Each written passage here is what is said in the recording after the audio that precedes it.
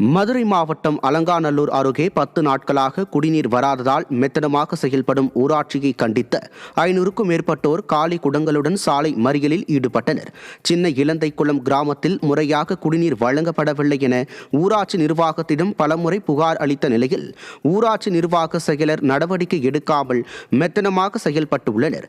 இதனால் ஆத்திரமடைந்த பொதுமக்கள் காலி குடங்களுடன் சாலை மறியலில் ஈடுபட்டனர். முறையாக குடிநீர் வழங்க நடவடிக்கை எடுப்பதோடு விடியா ஆட்சியில் மெத்தனமாக செயல்படும் ஊராட்சி செயலரை நீக்க வேண்டும் எனவும் கோரிக்கை வைத்துள்ளனர்.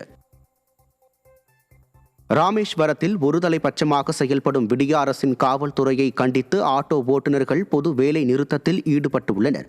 கடந்த 25ஆம் தேதி ஆட்டோ ஓட்டுநர்களுக்கும் சுற்றுலா பயணிகளுக்கும் இடையே ஏற்பட்ட மோதலின் போது விடியா அரசின் காவல்துறையினர் ஆட்டோ ஓட்டுநர்களை தகாத வார்த்தைகளால் திட்டி 2 பேரை கைது செய்தனர்.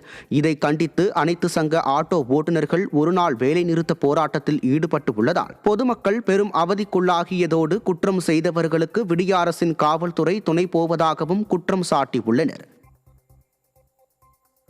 நாகை மாவட்டம் கீழநாட்டிருப்பில் உள்ள ஷியாமலாதேவி மாரியம்மன் மற்றும் வீரமகாளியம்மன் கோவிலில் பங்குனி திருவிழாவின் ஒரு பகுதியாக தீமிதி விழா வெகு சிறப்பாக நடைபெற்றது. பன்மலர் அலங்காரத்தில் வீதியுலா வந்த அம்மனை ஏராளமான பக்தர்கள் சுவாமி தரிசனம் செய்து வழிபட்டனர். மேலும் 100க்கும் மேற்பட்ட பக்தர்கள் காப்பு கட்டி விரதமிருந்து குழந்தைகளை கையில் சுமந்தபடியே தீமிதித்து நேர்த்திக்கடன் செலுத்தினர். இந்த விழாவில் அம்மனுக்கு சிறப்பு அபிஷேகம் மற்றும் மகா தீபாராதனை நடைபெற்றது. சிவகாசி தொழிலாளர்கள் நலத்துறை அலுவலகத்தை பட்டாசு உற்பத்தியாளர்கள் சங்கத்தினர் முற்றுகையிட்டு போராட்டம் நடத்தினர்.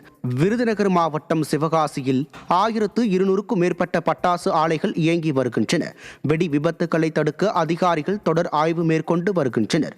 இந்நிலையில் வெம்பக்கோட்டை பகுதியில் உள்ள சிறு பட்டாசு ஆலைகளை முடக்குவதாக கூறி தமிழன் பட்டாசு உற்பத்தியாளர் சங்கத்தினர் சிவகாசியில் உள்ள தொழிலக பாதுகாப்புத்துறை அலுவலகத்தை முற்றுகையிட்டு போராட்டம் நடத்தினர்.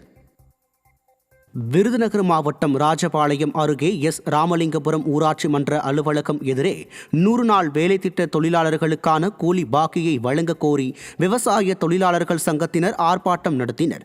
ஆர்ப்பாட்டத்தில் அரசு வழங்க வேண்டிய கூலி பாக்கியை வட்டியுடன் சேர்த்து உடனடியாக வழங்கப்பட வேண்டும், தினசரி ஊதியம் 700 ரூபாயாக உயர்த்த வேண்டும், வேலை நாட்களை 200ஆக அதிகரிக்க வேண்டும், வேலை மறுக்கப்பட்ட நாள்களுக்கு வேலை இழப்பு தொகை வழங்கப்பட வேண்டும் என உள்ளிட்ட பல கோரிக்கைகள் வலியுறுத்தப்பட்டன.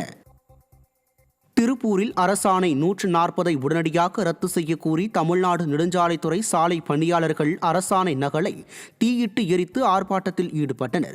சாலை பணியாளர்களின் 41 மாத பணி நீக்க காலத்தை சென்னை உயர்நீதிமன்ற ஆணைப்படி பணிக்காலமாக முறைப்படுத்தி ஆணை வழங்க வேண்டும், கிராமப்புற இளைஞர்களுக்கு பணி வழங்க வேண்டும், மாநில நெடுஞ்சாலைகளில் உள்ள சுங்கவரி வசூல் கொள்ளையை தடுத்து நிறுத்த வேண்டும் உள்ளிட்ட பல்வேறு கோரிக்கைகளை வலியுறுத்தி ஆர்ப்பாட்டம் நடைபெற்றது.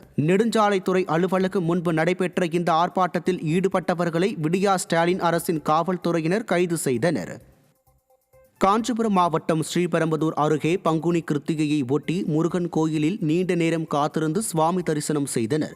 பங்குனி கிருத்திகையும் செவ்வாய்க்கிழமையும் ஒன்றாக வந்ததால் வல்லக்கோட்டையில் உள்ள அருள்மிகு சுப்பிரமணிய சுவாமி திருக்கோயிலில் பக்தர்களின் கூட்டம் அதிகரித்து காணப்பட்டது.